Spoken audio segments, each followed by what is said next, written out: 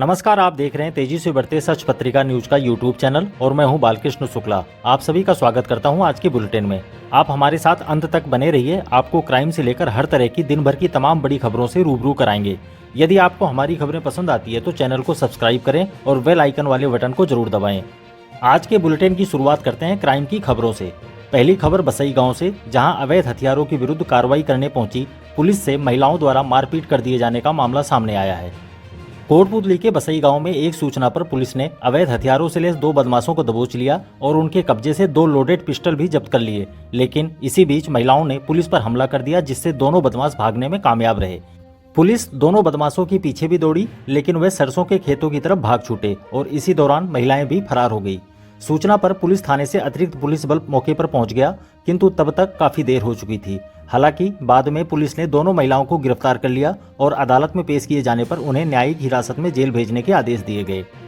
जानकारी के मुताबिक पुलिस को मुखबिर द्वारा सूचना मिली कि अवैध हथियारों से लैस 2 युवक एक बिना नंबरी अपाची मोटरसाइकिल पर सवार होकर बसई गांव की तरफ जा रहे हैं। इत्तला मिलते ही पुलिस बसई से दादूका जाने वाले रास्ते पर दोनों तरफ तैनात हो गई और जैसे ही बसई गांव के दोनों युवक कृष्ण उर्फ टाइगर तथा रोहित गढ़वाल वहां पहुंचे कि पुलिस ने उन्हें रुकवाकर घेराबंदी कर दबोच लिया। सूत्रों के मुताबिक पुलिस ने उनकी तलाशी ली तो रोहित गढ़वाल पुत्र राजू जाट निवासी बसई कोटपुतली की पैंट की आंट में एक पिस्टल बरामद हुई, जिसमें 2 जिंदा कारतूस लोड थे। वहीं दूसरे आरोपी कृष्ण उर्फ टाइगर पुत्र रामकरण जाट निवासी बसई की तलाशी ली गई तो उसने अपनी बाइक से एक पिस्टल निकाली, जिसमें 3 कारतूस लोड मिले। चूंकि यह कार्रवाई दूसरे आरोपी कृष्ण टाइगर के घर के पास ही हुई थी, ऐसे में भनक लगते ही हाथों में डंडा लेकर 2 महिलाएं वहां पहुंच गई और आते ही गाली गलौज करते हुए पुलिस पर हमला कर दिया। अचानक हुई इस घटना के बाद अब पुलिस दोनों आरोपियों को संभाले या फिर खुद हमले से बचे। महिलाएं डंडे से पुलिस कर्मियों से मारपीट करती रही और इसी दौरान पकड़े गए दोनों आरोपियों को भागने का मौका मिल गया। आखिरकार मौके का फायदा उठाकर दोनों युवक पुलिस के चंगुल से छूटकर खेतों की तरफ भाग छूटे।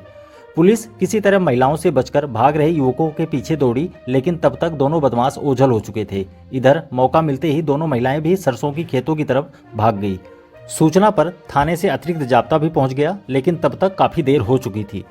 पुलिस ने दोनों युवकों की काफी तलाश की, लेकिन उनका कोई सुराग नहीं लगा। बाद में पुलिस ने दोनों महिलाओं को गिरफ्तार कर लिया और अदालत में पेश किए जाने पर उन्हें जेल भेजने के आदेश दिए गए। पुलिस ने युवकों के कब्जे से बरामद दोनों पिस्टल सहित 5 जिंदा कारतूस तथा मोटरसाइकिल को जब्त कर लिया है। दोनों महिलाओं में से एक महिला आरोपी कृष्ण उर्फ टाइगर की मां थी।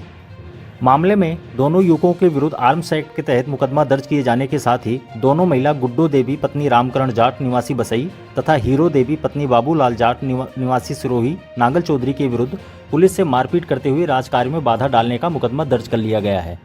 महिलाओं द्वारा की गई मारपीट में पुलिस कांस्टेबल अनिल तथा कृष्ण के चोटें आई हैं। अगली खबर पनियाला थाने से। कोटपुतली बहरोड जिला स्थित पनियाला थाना क्षेत्र के सांगटेड़ा गांव से एक किशोरी का अपहरण कर लिए जाने का मामला सामने आया है।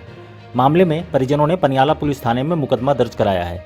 जानकारी के मुताबिक किशोरी अचानक घर से गायब हो गई। परिजनों ने उसकी काफी तलाश की और नाते रिश्तेदारियों में भी पता किया, लेकिन उसका कोई सुराग नहीं लगा। सूत्रों के मुताबिक परिजनों ने जानकारी जुटाई तो पता चला कि उसके घर के आसपास एक युवक चक्कर काट रहा था। आखिरकार उसके बारे में छानबीन की गई तो युवक की पहचान हो गई और परिजनों ने उससे संपर्क साधा तो उसने गुमराह करते हुए बोला कि आपकी लड़की शाम 6 बजे तक आ जाएगी। परिजनों ने उसी युवक पर किशोरी का अपहरण कर ले जाने का संदेह जताते हुए पुलिस थाने में मुकदमा दर्ज करा दिया है। पुलिस ने मामले में रिपोर्ट दर्ज कर किशोरी की तलाश प्रारंभ कर दी है। इसके बाद देखते हैं चोरी की खबर। कोटपुतली शहर के शरण मार्केट में एक दुकानदार की मोटरसाइकिल चोरी हो गई। पूरी घटना मौके पर लगे एक सीसीटीवी कैमरे में भी कैद हुई है। जानकारी के मुताबिक रोहितास सैनी पुत्र मंगल राम प्रागपुरा का रहने वाला है। उसने शरण मार्केट में मोटरसाइकिल मिस्त्री की दुकान कर रखी है। वह सुबह करीब 9:30 बजे दुकान पर आया और सामने ही अपनी बाइक खड़ी करके काम करने लग गया। शाम को घर जाने के लिए मोटरसाइकिल को संभाला तो वह नहीं मिली। इसके बाद उसने अपनी दुकान में लगे सीसीटीवी कैमरे की फुटेज खंगाली तो उसमें एक युवक मोटरसाइकिल को चोरी करके ले जाता हुआ सामने आया। पुलिस ने पीड़ित दुकानदार की रिपोर्ट पर चोरी का मुकदमा दर्ज कर जांच शुरू कर दी है। अगली खबर परिवहन विभाग से वाहन मालिकों के लिए। वाहन मालिकों को राहत देने के लिए परिवहन एवं सड़क सुरक्षा विभाग ने एमनेस्टी योजना 2024 शुरू की है। योजना के तहत वाहनों पर 31 मार्च 2023 तक का बकाया कर जमा कराने पर उस पर लगने वाले ब्याज और पेनल्टी पर 100% छूट दी जाएगी। साथ ही इस योजना में किन्हीं कारणवश नष्ट अथवा खुर्द-बुर्द हो चुके वाहनों के निपटारे की कार्रवाई भी होगी। जिला परिवहन अधिकारी विजय कुमार मीणा ने बताया कि राजस्थान सरकार परिवहन एवं रोड सेफ्टी विभाग के आदेशानुसार खनन विभाग की ओर से प्राप्त ई रवन्ना के निस्तारण के लिए राज्य सरकार की ओर से एमनेस्टी योजना लाई गई है। इस योजना के अंतर्गत 31 जनवरी 2024 तक भारी वाहनों के खनन विभाग से प्राप्त ई रवन्ना पर 96% तक छूट दी गई है। इसके साथ ही ट्रैक्टर पर बकाया ई रवन्ना के निस्तारण के लिए एक मुश्त राशि 7500 रुपये जमा करवाने पर सभी ई रवन्ना का निस्तारण किया जा सकेगा। इस योजना की विस्तृत जानकारी के लिए वाहन मालिक कार्यालय में जाकर संपर्क कर सकते हैं। डीटीओ मीणा ने बताया कि 15 मार्च 2024 तक बकाया कर जमा नहीं करवाने वाले वाहनों के विरुद्ध नियमानुसार कठोर कार्रवाई के लिए इस कार्यालय की ओर से 3 उड़न दस्तों का भी गठन कर लिया गया है, जो कि 24 घंटे तक कार्यरत रहकर बकाया कर वाले वाहनों को मौके पर ही सीज करेंगे। ऐसे में वाहन मालिक निर्धारित समय पर बकाया कर जमा करवा कर इस योजना का लाभ उठा सकते हैं। अब देखते हैं जिला कलेक्टर द्वारा ली गई मीटिंग की खबर। जिला कलेक्टर कल्पना अग्रवाल की अध्यक्षता में सोमवार को सार्वजनिक आवश्यक सेवाओं से संबंधित जिला स्तरीय समीक्षा बैठक आयोजित की गई। बैठक के दौरान कलेक्टर ने सार्वजनिक आवश्यक सेवाओं की सुचारू रूप से आपूर्ति, जिले में संचालित विकास कार्य, 100 दिवसीय कार्य योजना, बजट घोषणा, विभागीय फ्लैगशिप योजनाओं, संपर्क पोर्टल एवं जन सुनवाई में प्राप्त परिवादों के निपटारे, मेरा अस्पताल मेरा वार्ड, CMIS पोर्टल, राज्य स्तर पर भेजे गए मामलों की वर्तमान स्थिति तथा प्रगति की विभागवार समीक्षा की। कलेक्टर ने कहा कि सभी विभागीय अधिकारी आवश्यक सेवाओं से संबंधित विकास एवं मरम्मत के कार्यों, बजट घोषणाओं से संबंधित चल रहे निर्माण कार्यों, 100 दिवसीय कार्य योजना एवं फ्लैगशिप योजनाओं में निर्धारित लक्ष्य को तय समय अवधि में पूर्ण करना सुनिश्चित करें। इसके अलावा 181 संपर्क पोर्टल तथा जन सुनवाई में प्राप्त परिवादों का समयबद्ध तरीके से निपटारा करें। उन्होंने साफ हिदायत दी कि कोई भी अधिकारी मंडे मीटिंग में अनुपस्थित नहीं रहेंगे। जो भी विकास के कार्य अभी तक शुरू नहीं हुए हैं उन्हें शुरू कर दें, जिससे आदर्श आचार संहिता के कारण विकास कार्यों में कोई बाधा नहीं आए। साथ ही कलेक्टर ने सभी विभागीय अधिकारियों को निर्देश दिए कि सभी विभाग अपने अपने विभागों में चल रहे विकास कार्यों की सूची प्रदान करें ताकि उनका समय पर निरीक्षण किया जा सके।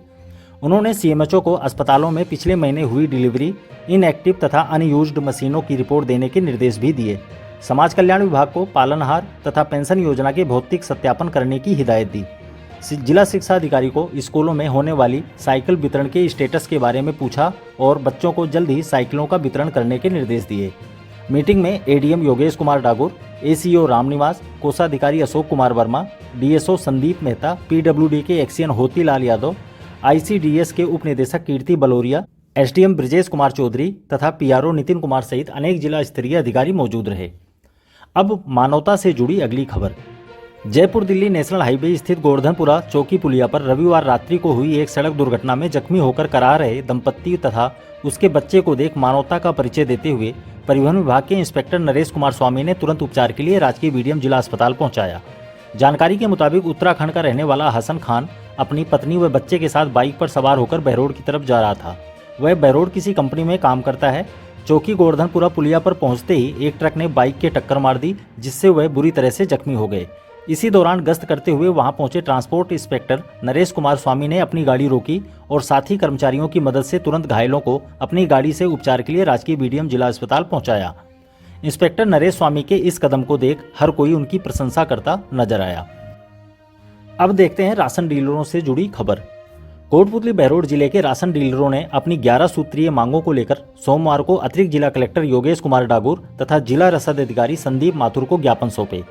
राशन डीलर संघ के जिलाध्यक्ष बाबूलाल रावत ने कहा कि राशन डीलरों की आर्थिक हालत बेहद दयनीय है। समस्याओं को लेकर कई बार मांग उठाए जाने के बावजूद सरकार कोई कदम नहीं उठा रही है। उन्होंने कहा कि पिछले करीब 6 माह से वितरित किए गए गेहूं का कमीशन दिलवाया जाए, राशन डीलर द्वारा वितरित की गई मुख्यमंत्री फूड किट योजना का पूरा बकाया कमीशन दिलवाया जाए, कोरोना काल में दिए गए गेहूं, चना, दाल का कमीशन डीलरों को दिलवाया जाए और डीलरों द्वारा प्रधानमंत्री गरीब कल्याण अन्न योजना के अंतर्गत वितरित किए गए चना, दाल व प्रवासी अप्रवासी गेहूं का बकाया कमीशन भी दिलवाया जाए। राशन डीलरों ने प्रति माह 30,000 रुपये मासिक का मानदेय दिए जाने की मांग करते हुए कहा कि गुजरात और हरियाणा में राशन डीलरों को 20,000 रुपये मासिक मिनिमम गारंटी के तहत लागू कर दिया गया है। इसी तर्ज पर राजस्थान में भी लागू किया जाए। राशन डीलरों ने अपनी 11 सूत्रीय मांगों पर कार्रवाई नहीं होने पर आंदोलन की भी चेतावनी दी है। इस दौरान राशन डीलर मुकेश कुमार गुर्जर, हरीश सैनी, कृष्ण कुमार सैनी, जगदीश प्रसाद, ललित शर्मा, हंसराज पायला सहित अनेक राशन डीलर मौजूद रहे। अगली खबर प्रसादम अभियान की। स्वयंसेवी संस्था आओ साथ चलें द्वारा शहर के राजकीय बीडीएम जिला अस्पताल के बाहर आयोजित किए जा रहे प्रसादम अभियान के तहत सोमवार को डॉक्टर अरुणा मीणा पत्नी डॉक्टर संजीव कुमार मीणा की बरसी पर भंडारे का आयोजन किया गया। आपको बता दें कि संगठन के राष्ट्रीय संयोजक विष्णु मित्तल की पहल पर 5 जुलाई 2019 से इस अभियान का आयोजन किया जा रहा है। आओ साथ चलें संस्था के स्थानीय संयोजक आनंद मित्तल ने बताया कि अभियान में लोग जन्मदिवस, पुण्यतिथि, वर्षगांठ सहित अन्य विशेष दिवसों पर खुद की ओर से भंडारे का आयोजन कर रहे हैं। इस अभियान को क्षेत्रवासियों को काफी सराहना मिल रही है और बड़ी संख्या में लोग इससे जुड़ भी रहे हैं। इस मौके पर अशोक अवाना, नरेश सैनी सहित अनेक लोग मौजूद रहे। अब राष्ट्रीय सुरक्षा सप्ताह का समाचार। कोटपुतली के मोहनपुरा ग्राम स्थित अल्ट्राटेक सीमेंट लिमिटेड की इकाई कोटपुतली सीमेंट वर्क्स में सोमवार को 53वें राष्ट्रीय सुरक्षा सप्ताह का शुभारंभ हुआ। मुख्य अतिथि इकाई प्रमुख नितिन दुराफे ने झंडारोहण कर कार्यक्रम का आगाज किया। उन्होंने कहा कि हर क्षेत्र में तकनीकी बदल रही है और इन तकनीकों का उपयोग सुरक्षा के क्षेत्र में भी किया जाना चाहिए। उन्होंने कहा कि स्वस्थ शरीर ही कार्य क्षेत्र में सुरक्षा सुनिश्चित कर सकेगा। सुरक्षा विभाग के संजीव चौधरी ने सुरक्षा की शपथ दिलाई। सुरक्षा विभाग के अध्यक्ष चंद्रशेखर पांडे ने सुरक्षा सप्ताह के दौरान आयोजित होने वाली गतिविधियों के बारे में जानकारी दी। इस दौरान राजवीर ने भी अपने विचार व्यक्त किए। वित्त विभाग के उपाध्यक्ष योगेश कुमार मल्होत्रा ने कारखाना परिसर में उच्च तकनीकों द्वारा सुरक्षा को ध्यान में रखते हुए किए गए प्रयासों की विस्तार पूर्वक जानकारी दी और कहा कि सुरक्षा प्रतिदिन अभ्यास किए जाने वाला विषय है।